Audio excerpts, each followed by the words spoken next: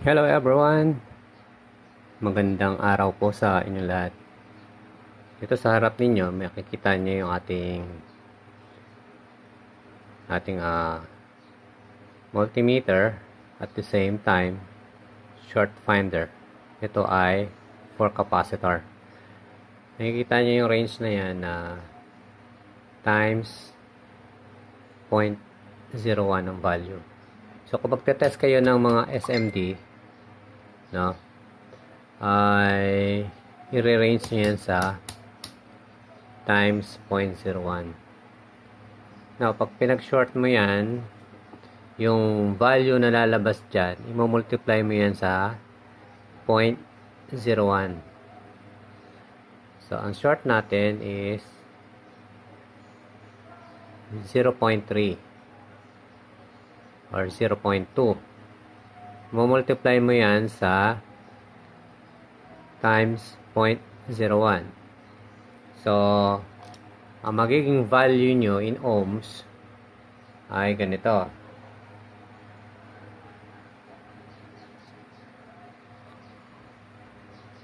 Yung ating value is 0.2. I-multiply mo yan sa 0.01. So, meron tayong answer na 0.002 ohms. So, yung value na lumabas dito, pag minultiply mo pala, ang value mamimissure niya is 0.002 ohms. Now, yan yung magiging basihan natin to find the SMD capacitor kung alin dito ang mga shorted o kung alin dyan yung shorted, no? Kasi most common problem in semiconductor, especially sa mga SMD part, even ito ay laptop or cellphone, ay yung mga shorted capacitor. Kapag nag-short yung capacitor, so totally blackout yung system. Kaya tinatawag siyang, ang problem ng unit ay shorted board. Now, gamit yung ating modified capacitor short finder, madali nating ma-recognize dyan kung alin yung short. Yung short dito, kapag ordinaryong multimeter ang gagamitin ninyo, ay mahirap siyang ma-detect kasi lahat ng nakaparallel, mostly kasi yung nagiging issue ng ating mga unit ay yung mga nakaparallel, no, sa main power rail. So yung mga nakaparallel dyan, isa lang ang mag-short dyan, lahat yan ang reading yan ay shorted. Kung dun sa ordinary digital, even branded digital tester, no, multimeter tester, ang reading nun is almost same sa bawat capacitor na i-check mo. So, mahirap ninyong malaman alin doon sa capacitor na yon ang may problema o yung shorted. But dito sa ating modified multimeter na capacitor short finder, ay madali nating ma-distinguish. Kasi nga, ang measurement natin is milliohm. Mas mababa sa ohm. Okay? Let's say, sukatin natin itong first capacitor. Tandaan nyo, ang short natin to. Yan. Either 0.4, no, or 0.3. Okay? Now, pag tinas natin yan, yan. Ang reading niya is 0.8 or 0.7. So, ngayon, ang dapat ninyo lang tatandaan, yung pinaka mas mababang value na mamimissure nyo, yun ang shorted SMD. Okay, kung yung capacitor 1 na yan ay 0.7 or 0.007, no, kung i-multiply natin yan sa 0.01, Ayan ang magiging reading. Now, yung capacitor number 2 naman, ang reading na nasukat natin is, yan, 0.5 or 0.4. No? Mas mababa doon sa unang capacitor. Yung pangatlong capacitor, ayan, ang na-measure ninyo o natin is 0.7. Yung pang-apat, ito, ang ating na-measure is 0.9. No? Yung pang-lima is 1.1. So, pataas ng pataas siya, di ba? Habang lumalayo pala doon sa capacitor na mababang value kanina, ay pataas ng pataas yung measurement niya. So, ayan. 1.3. At yung huling capacitor ay 1.6 or 0.015.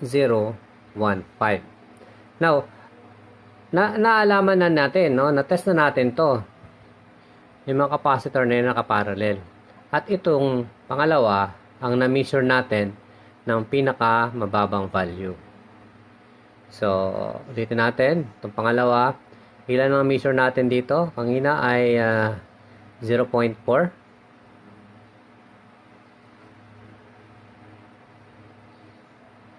Ayan, no? 0.5, 0.4, no? So, siya yung pinakamababang value. Kasi kung itetest mo nga uli, ayan, no, yung number 1 natin is 0.7, 0.6, no? Kung itong katabi naman niya, so, ayan, no, 0.7.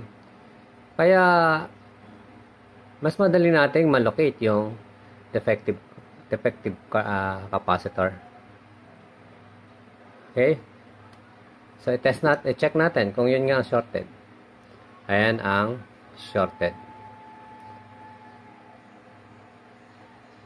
Okay. Another example na ito, kita nyo yung track na ito ay isang connections.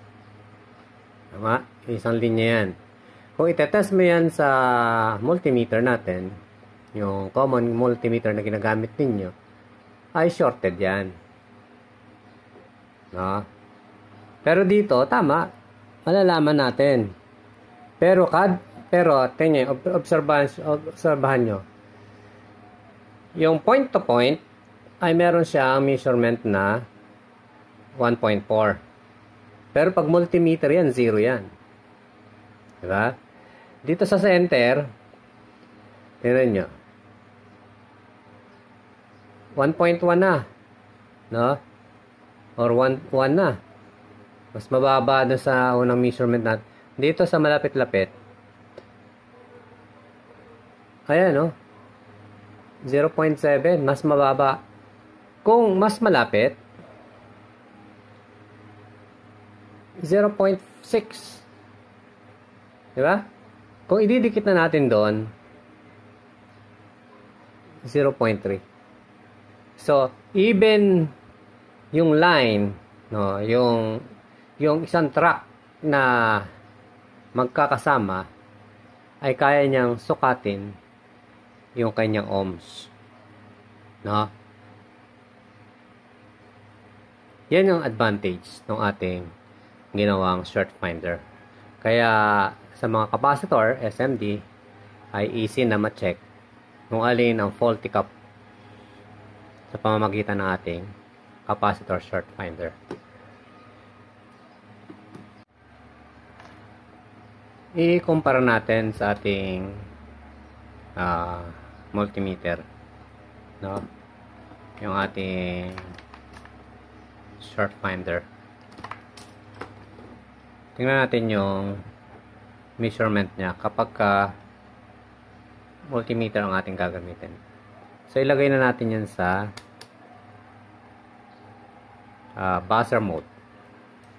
Ayan. Buzzer mode. So, kanina, dun sa short finder natin, minisure natin yung bawat capacitor na yan. At nakakuha tayo ng iba't ibang value. No? At na-trace natin na ito yung shorted. Ayan. Nilagyan ko na siya ng wire. No? Ayan, shorted. Ngayon, kung ganitong multimeter ang ating gagamitin, hindi natin yan malalaman kasi no, ang reading niyan ay pare-parehas. Try natin. First cup. Ayan, 0. Second cup. 0. Ito, kanina, natitake natin yan. Ito, 0. Ito, 0. Next one, 0. Next, 0. At yung last, 0. So, lahat pala nito ay 0.